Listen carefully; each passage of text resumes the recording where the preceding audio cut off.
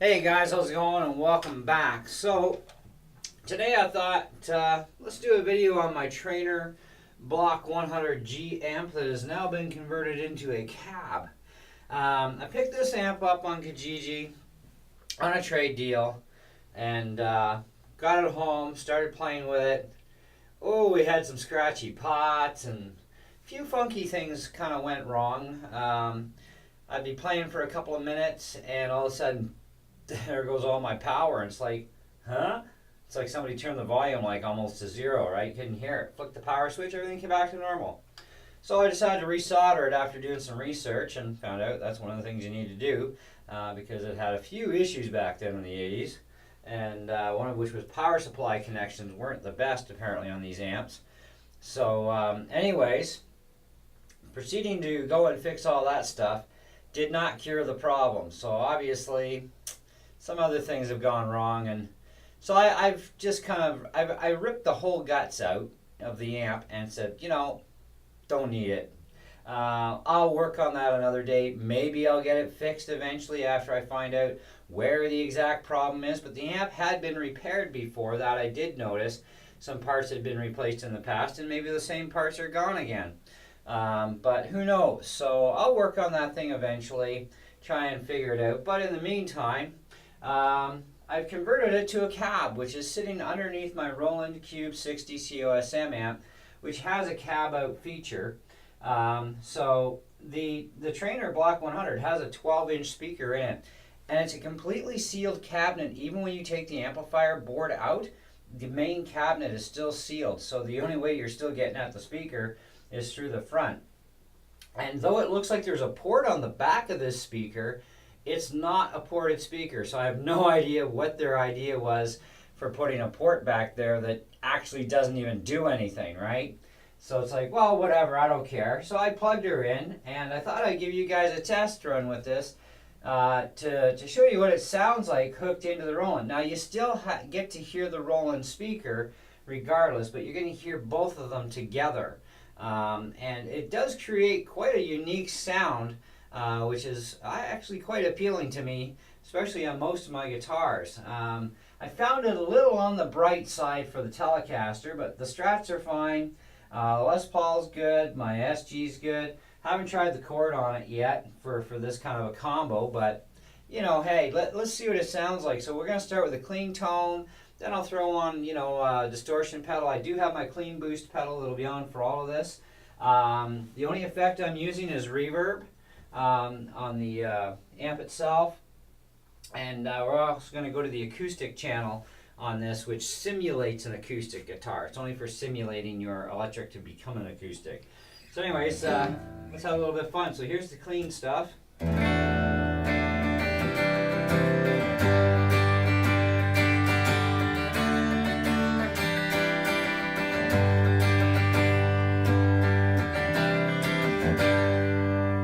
Let's unplug that speaker. So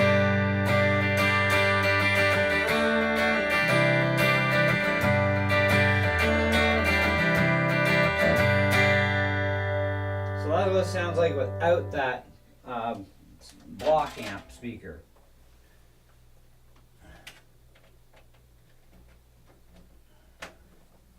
Alright, so let's hit the Widowmaker.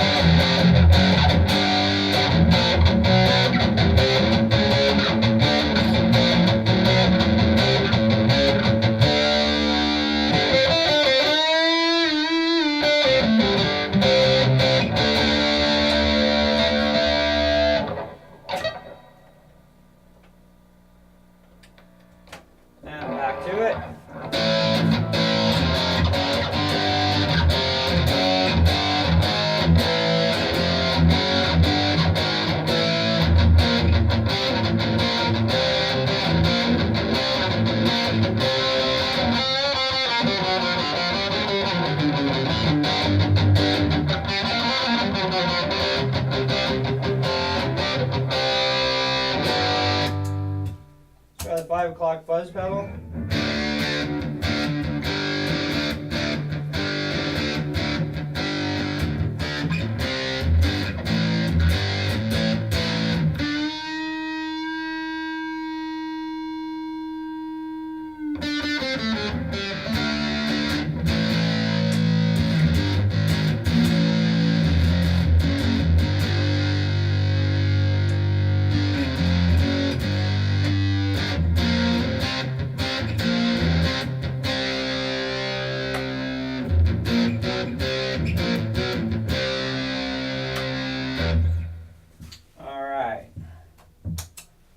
So let's move over to the acoustic simulator side.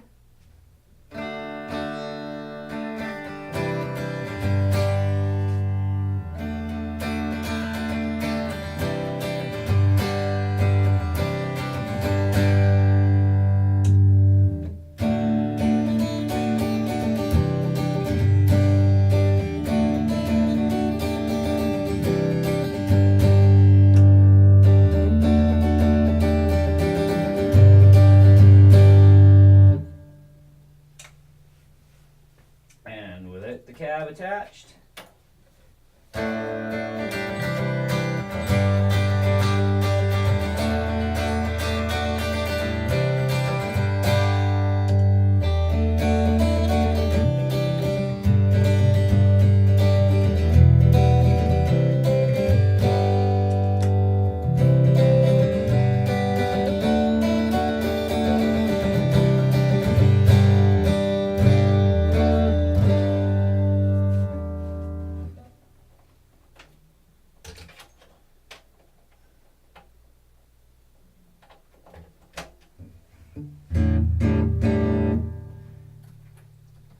Now this amp has some built-in modeling effects, I guess you call them. This one's called metal, and it can get a little on the loud side.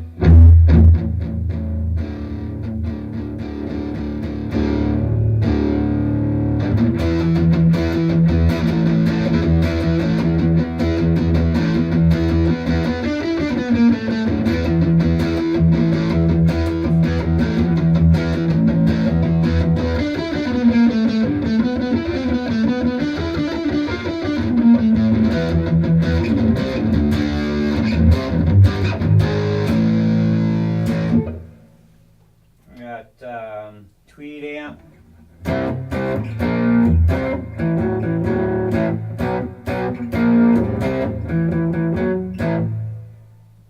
Brick combo.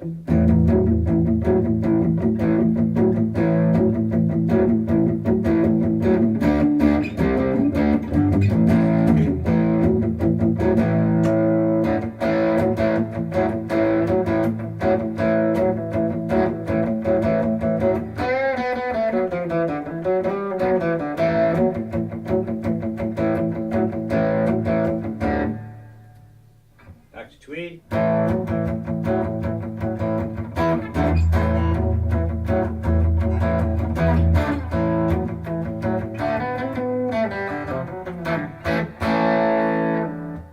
Got a classic stack here.